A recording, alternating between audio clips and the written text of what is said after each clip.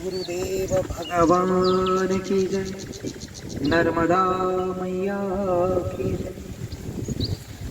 माँ नर्मदा के पावन तट पर सद्गुरु धाम टोकसर में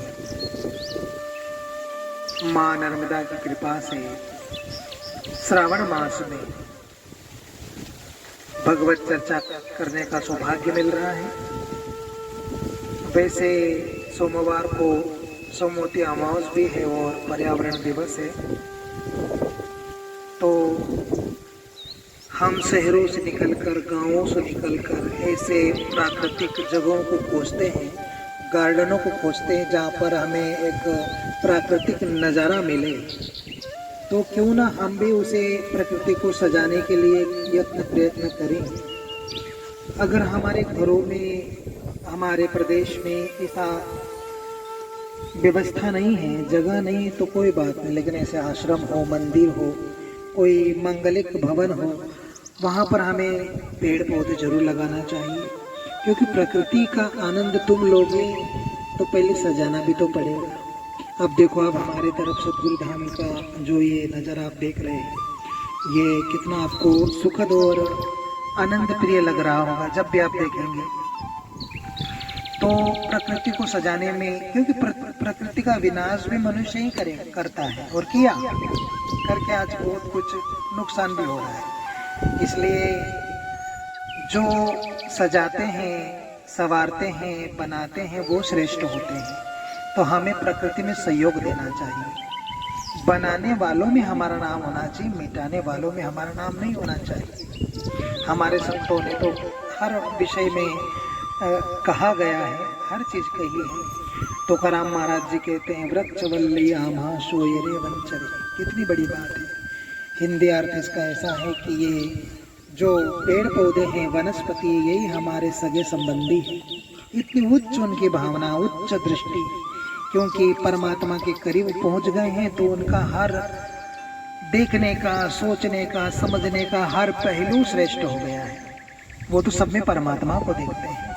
तो प्रकृति को अगर हम सजाएंगे तो वो फिर हमें आनंद देती है। और सब जगह उजड़ हो जाएगा तो हमें भी आनंद नहीं आएगा और जीवन भी हमारा तहस नहस हो जाएगा।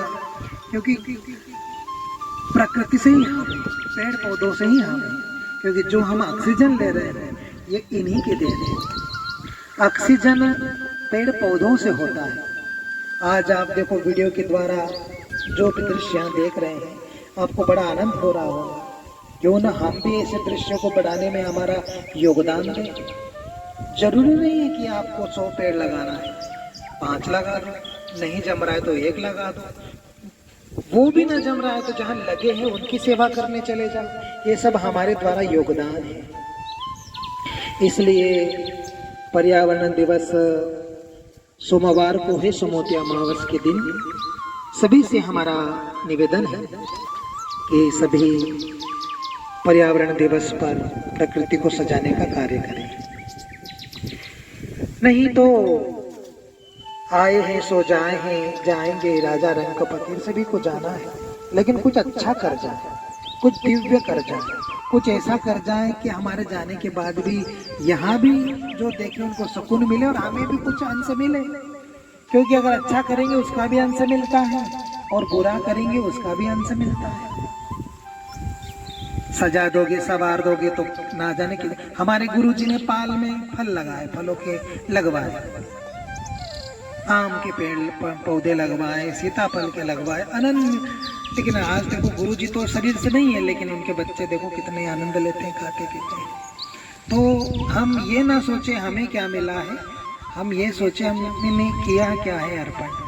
तो स्वार्थ बुद्धि ना रखकर परमार्थ भाव से कार्य करेंगे तो फिर परमात्मा की और गुरुदेव और माँ नर्मदा की कृपा प्राप्त होगी। आदि क्या कहें, सत्संग का अंत नहीं है, लेकिन भाव यही है कि कुछ देने वाला देवता होता है और छीनने वाला असुर होता है।